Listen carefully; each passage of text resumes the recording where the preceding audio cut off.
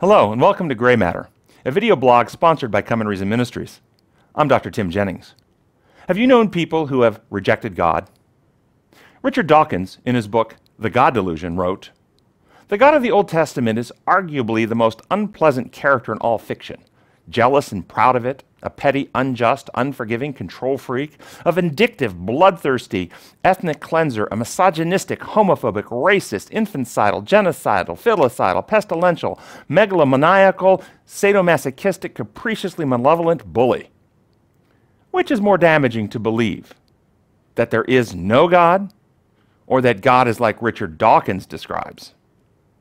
Neuroscience reveals that the healthiest worldview is to believe in a benevolent God, a God of love.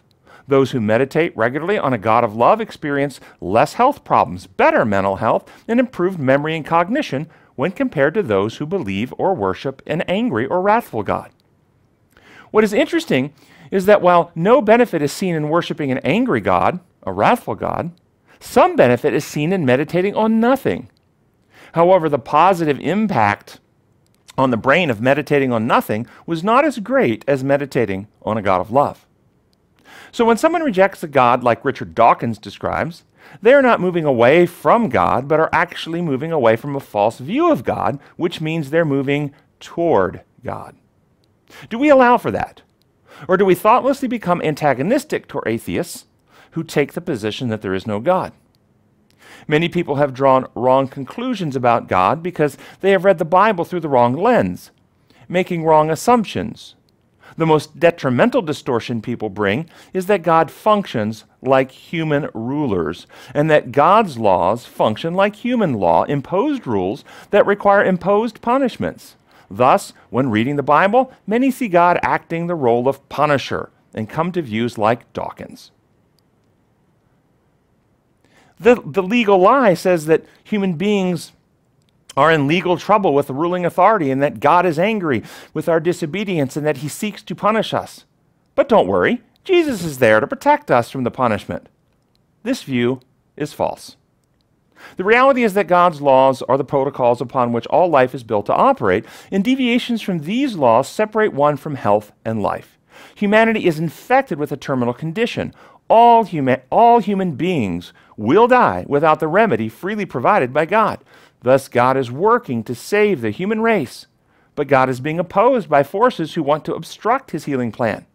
This is what we see transpiring in the Old Testament.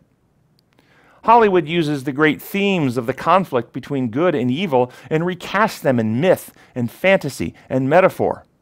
Metaphorically, this problem in the Old Testament is presented in novels and movies. One of the classic would be the zombie movies. The typical scenario goes something like this. A greedy corporation develops a virulent virus that gets loose and infects humanity. It spreads across the world in a matter of weeks. Metaphor for Satan and his thought virus of lies and selfishness which infects the entire human race. Those infected become thoughtless, mindless zombies who are vicious, wild animals seeking to destroy and kill anything they can, and are also contagious to anyone they come in contact with. Metaphor for those hardened in sin beyond healing. A remnant of humanity has not yet been infected, and one child has a natural immunity to the virus. That child is the key to saving humanity. Metaphor for sinners who have not rejected the remedy and have been hardened beyond healing, and of Jesus, the remedy to our sin condition. The child must be taken to a secure research facility with equipment to create an antidote from his blood. Metaphor, Jesus must become incarnate and live a perfect sinless life in human flesh and destroy the infection of selfishness through his selfless death. A few uninfected humans battle the infected human as they struggle to get the boy to the laboratory. Metaphor for God's patriarchs, prophets, Abraham, and God's faithful through history battling those forces bent on killing them.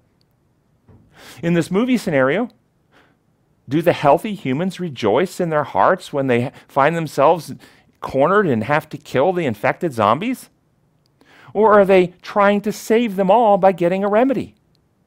In the movie scenario, a person on the healthy side is always confronted by a friend or family member who gets infected and has become a zombie and is trying to kill them. And with terrible sadness, the friend turned zombie is killed by their own family or friend. Why? not because of anger or hatred or resentment, but because of love. There is a moment when the person who is turning into a zombie says to their healthy friends, "To kill me." Why?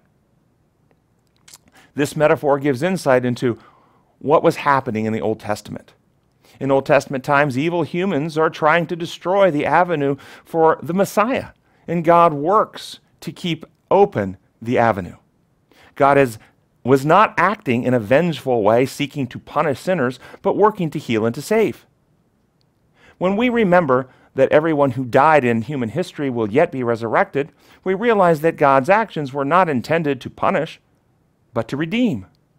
So to make our movie metaphor more accurate, rather than the healthy people killing the zombies, they would use stun guns and would put the zombies in a state of sleep, suspend them in time, and then wake them up at a later date. Now, where do the popular notions of the severe God of the Old Testament come from? From Satan.